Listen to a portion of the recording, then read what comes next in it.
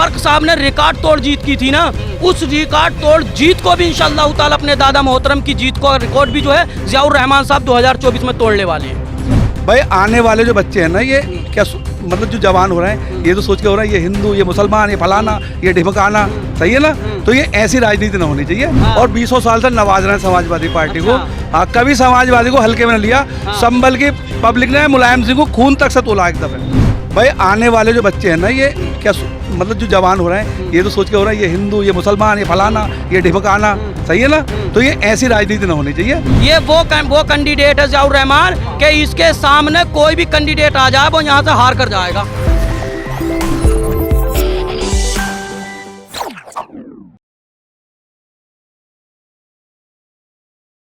विकास नहीं कराया हो। हाँ। उन्होंने कौम मिल्लत का बेहिसाब काम किया है और कौम मिल्लत के वो दिल में एक ऐसी जगह बनाकर गए हैं कि संभल की आवाम के दिल के अंदर वो जगह हमेशा रहेगी। और रही विकास की बात, तो हमने ये देखा ज़ियाउर रहमान बर्क साहब कुंदर की विधानसभा से विधायक हैं। हाँ। उनका रिकॉर्ड बना दिया उन्होंने। पिछले जितने वहाँ पर विधायक गुजरे हैं, किसी ने इतना विकास नहीं कराया जितना वहाँ पर ज़ियाउर रहमान साहब ने विकास कराया।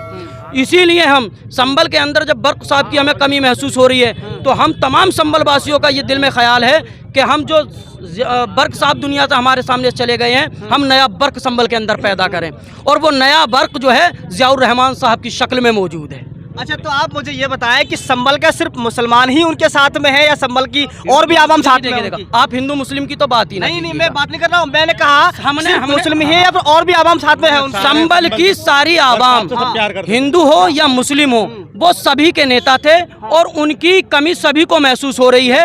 और इंशाअल्लाह ताला आने वाले वक्त में भी ज़ियाउर रहमान बर्क साहब को चाहे हिंदू हो या मुसलमान हो, वोट करेंगे, सब वोट करेंगे और खुलकर वोट करेंगे। और मैं एक बात और बता दूं, संभल के अंदर जो बर्क साहब ने रिकॉर्ड तोड़ जीत की थी ना, उस रिकॉर्ड तोड़ जीत को भी इंशाअल्लाह ताला अपने दादा मोहतरम की जीत को रिकॉर्ड भी जो है ज़ियाउर रहमान साहब 2024 में तोड़ने वाले हैं। अच्छा, क्या नाम रहा आपका? भाई देखिए, मैं ये कहना चाहता हूँ कि हमारे जो डॉक्टर बर्क साहब शेर हिंदुस्तान थे, उनके दिल में कोई बदले की भावना नहीं थी। अगर किसी ने वोट दिया उसका काम जब भी होता था, और अगर किसी ने न दिया उसका और पहले होता था। और ऐसे ही हमारा छोटा शेर ज़ियाउर रहमान बर्क है। और मैं इस ज़ियाउर रहमान के ऊपर एक शेर कहना चाहता हूँ कि नीचा दरख्त देखकर यूँ फैसला न कर, ये पेड़ कौन सा है वो फल बताएगा। जो भी भाई हमारी बात सुनना है, सबसे गुजारिश है कि उसे दिल से लड़ा में, और इंशाअल्लाह वो हमारा बस छोटा शेर जीतेगा। तो लगता है इस बार संभल की जनता उनको जिता के ही मानेगी इंशाअल्लाह। और अखिलेश यादव जी उनसे, देखिए हमारी पार्टी जो समाजवादी पार्टी है, वो भी उनसे बहुत मोहब्बत करती है। 20 साल से उनके साथ हैं और 20 साल से नवाज रहे हैं समाजवादी पार्टी को। हाँ, कभी समाजवादी को हल्के में न लिया। संभल की पब्लिक ने मुलायम सिंह को खून तक से तोला एक दफे। हाँ, 2002 ना उसमें 99 में 1999 चौक में, दीपसराय चौक में खून से तोला था। लोग तो पैसों से तोलते हैं। इस तरह की पब्लिक है संभल की। हाँ, और सबसे गुजारिश है, आपसे भी गुजारिश है, आप भी अगर इस एरिया के हो तो वोट ज़ियाउर रहमान को ही दें। और एक मैं वाकया सुनाऊं डॉक्टर बर्क साहब का। एक हिंदू लड़का था और उसकी बहन का एडमिशन नहीं हो रहा था ऑल इंडिया अस्पताल में, और वो काफ़ी दिन से 3 महीने से परेशान था। किसी ने बताया कि आप वर्क साहब के पास चले जाओ, तो वर्क साहब के पास आया। वर्क साहब ने फ़ोन करा, बल्कि खुद पहुंचे और उसका एडमिशन वहाँ कराया। और वो उस दिन से आज तक उनके साथ में ही है। और हमारे जब इनका इंतकाल हुआ वर्क साहब का, तो सारे ही उसके रिश्तेदार वो सब लोग आए। और हमारे बनी जो भाई हैं हमारे, इतने बनी आए, इतने आज तक हमने किसी मुसलमान के जनाजे में आते हुए नहीं। अच्छा, आप मुझे ये बताएं, जिस तरह भारत की राजनीति चल रही है, मंदिर मस्जिद हिंदू मुस्लिम, तो क्या राजनीति होनी चाहिए इस तरह से? भाई ऐसी तो ना होनी चाहिए। देखिए योगी जी की भी आपने देखा होगा ना, देखा ना आपने, देखा है नहीं देखा है? क्या होनी चाहिए नहीं होनी चाहिए बताइए। नहीं, योगी जी की सरकार इसी वजह से तो फेल है।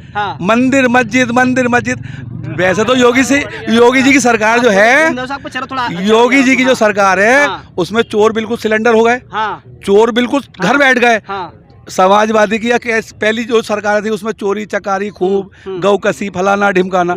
लेकिन योगी जी की सरकार में भी कोई इस तरह का गलत काम नहीं है। लेकिन ये जो हिंदू मुसलमान ना, ये आदमी का दिल दुखाती है और ये आगे तक उन नस्लों के दिलों में फर्क पैदा कर देती है।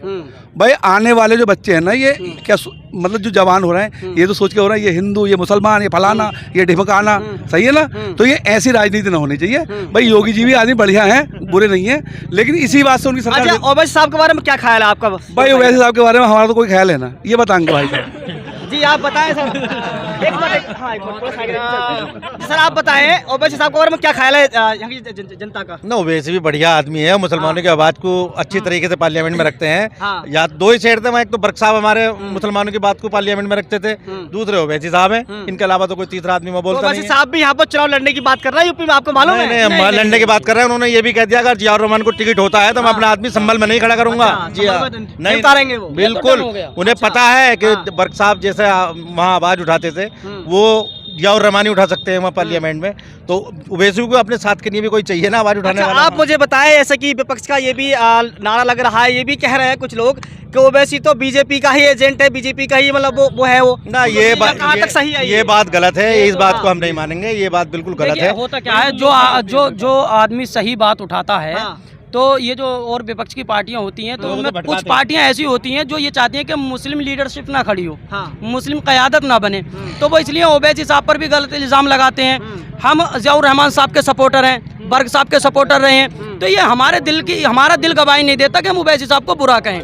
वो एक कौम और मिल्लत की आवाज़ उठाते हैं। अभी पीछे दारुसलाम में एक जलसा हो रहा था, ओवैसी साहब ने वहाँ पर हमारे बर्क साहब के लिए बहुत अच्छी और बहुत बेहतरीन दुआ की, और बहुत हज़ारों की तादाद में तमाम मजमे में आमीन की आवाज़ भी आई। तो ऐसा नहीं है, जब ओवैसी साहब बर्क साहब को बुरा नहीं कह सकते, हमारे ज़ियाउर रहमान साहब ओवैसी साहब को बुरा नहीं कह सकते, तो भाई हम उनको बुरा क्यों कहेंगे? और रही यूपी की बात, तो ओवैसी साहब पूरे उत्तर प्रदेश में कहीं कैंडिडेट उतार दें, ये बात मैं आपको लिख करके दे रहा हूँ। संभल में ज़ियाउर रहमान साहब के मुकाबले यहाँ पर MIM का कैंडिडेट नहीं उतरेगा, नहीं उतरेगा, पक्का है ये, मुझे पक्का है। पक्का इसलिए है कि ये ज़ियाउर रहमान बर्क वो हैं, ये वो कैंडिडेट है ज़ियाउर रहमान कि इसके सामने कोई भी कैंडिडेट आ जाए वो यहाँ से हार कर जाएगा, और कोई भी आदमी अपनी बात खराब कराने के लिए कैंडिडेट ना उतारेगा। तो ज़ियाउर रहमान साहब इंशाअल्लाह ताला मुसलमानों की जो कैंडिडेट है ना, वो जियाउर रहमान का, वर्क साहब का थोड़ा मान सम्मान रखते हैं, मुकाबले पे हर कोई आना न चाहेगा। ये आप देख सकते हैं, संभल की जनता का मत 100% जियाउर रहमान को जाता है। भी दिल से चाहते हैं कि संभल की सीट पर जियाउर रहमान ही लड़ें। धन्यवाद।